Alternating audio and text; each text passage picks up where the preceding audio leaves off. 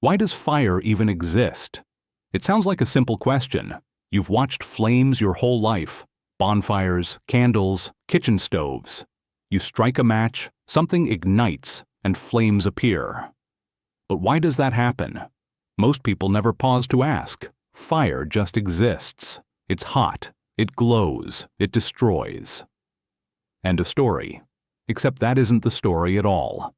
When you actually investigate what fire is, when you look closely at what's really happening as something burns, you uncover something so elegant, so deeply tied to the rest of nature, that it reshapes how you see everything. Fire isn't just an event. Fire is a glimpse into atomic behavior, energy flow, the role of the sun, and even the reason trees are here at all. Let's walk through it. Start with a piece of wood. A dead tree, just sitting there. And air, oxygen drifting around it, also doing nothing. The wood has been there. The oxygen has been there. No drama, no flames, nothing. They coexist quietly. But at the atomic level, preferences exist. Oxygen, for example, has a strong attraction to carbon. If they get close enough, they lock together. That bond releases energy. A lot of it. That bonded state is more stable.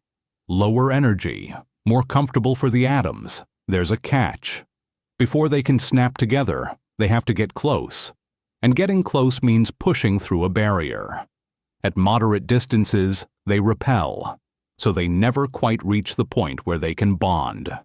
They don't realize how good it would be. Think of it like a ball near a deep pit with a small hill in front of it. The pit is lower, more stable. The ball wants to be there. But to reach it, the ball has to climb the hill first. If it doesn't have enough speed, it just rolls back. Give it enough push, and it falls in. Wood contains carbon. The air carries oxygen. They collide constantly, millions of times every second. But at room temperature, they don't have enough energy to climb that barrier. They hit, bounce away, and separate, over and over. The wood remains unchanged. The oxygen floats on. Nothing happens. This can continue for years, decades, centuries. A log can sit in oxygen for 1,000 years and never burn. The atoms want to react. They just can't get started. Now add heat. Heat gives atoms speed, motion, energy. Suddenly, a few collisions happen fast enough. A few atoms make it over the barrier. They get close enough. They bond. And when they do, energy is released. That released energy makes nearby atoms move faster. Those atoms now have enough energy to cross the barrier too. They react. They release more energy. That energy speeds up more atoms. And now it's running. One reaction triggers others. Each one feeds the next. It accelerates. It multiplies. Atoms snapping together, releasing energy, speeding up more atoms, causing more reactions. That runaway cascade is fire. It isn't gradual. It's explosive. Because it's a chain reaction. 1 becomes 2, 2 become 4, 4 become 8. Within a fraction of a second, billions of atoms are reacting at once. That's why flames burst into existence. It's not a slow build, it's an avalanche. All that snapping together produces intense atomic motion. If you hold a cup of coffee over a fire, the atoms in the cup start moving faster too. That motion is heat. Heat isn't a substance. It isn't a fluid. Heat is movement. The faster atoms vibrate and collide, the hotter something is. Fire isn't a thing. It isn't an object. Fire is a process. It's a self-sustaining cascade of reactions where atoms bond, release energy, and trigger more bonding. Once it begins, it fuels itself. That's why fire spreads. The heat enables more reactions. The reactions generate more heat, around and around. A feedback loop. To stop it, you have to break the loop, cool it, remove the fuel, remove the oxygen, cut one side of the triangle, and the process collapses. Now here's where it gets even more interesting. If wood and oxygen want to react so badly, why didn't it happen earlier? Why did the tree sit there for years before burning? Because the tree wasn't always a log. It was alive, and its substance came from somewhere. Where did the material of the tree come from? Most people say the ground. You plant a seed in soil, the tree grows. So obviously it came from the dirt. That feels right.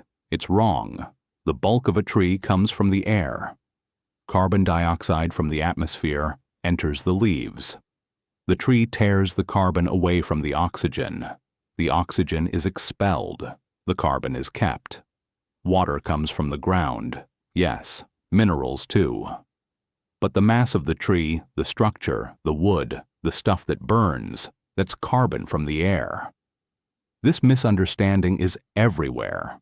Trees don't grow out of the ground. They grow out of the sky. If you doubt it, weigh the soil. Plant a seed, water it for years, let the tree grow, then dig it up and weigh the soil again. The soil weighs almost the same, but the tree now weighs hundreds of pounds more. That mass didn't come from the dirt. It came from the air. This experiment was done in the 1600s by Jan Baptista van Helmont. He carefully measured everything. The soil barely changed. The tree gained enormous mass.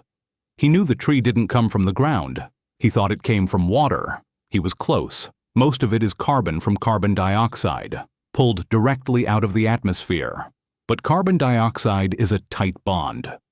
Carbon and oxygen like each other. So how does the tree pull them apart? Sunlight. The energy from the sun knocks the oxygen away from the carbon. The tree uses that energy to break the bond. The oxygen is expelled as waste. The carbon is kept to build structure. Photosynthesis is not gentle. It's work, real work. The sun is pushing systems away from equilibrium, creating order from disorder, building structure. Trees are machines that store sunlight. They collect photons. Use that energy to rip carbon from the air and lock that energy into chemical bonds. That stored energy is potential energy. The carbon and oxygen want to be together. They're held apart. Energy is stored in that separation. Now bring that wood into a fireplace. Surround it with oxygen. Add heat. The atoms finally get over the barrier. They snap back together, and all that stored sunlight comes pouring out. The light and heat from the fire are literally the sun's energy being released again. A log burning is the sun shining. The tree spent years gathering photons. You release them in minutes. Every flicker of flame is recycled sunlight. Energy that fell on leaves years ago, stored in bonds, now escaping. So why doesn't wood just burst into flames on its own? Because of the barrier.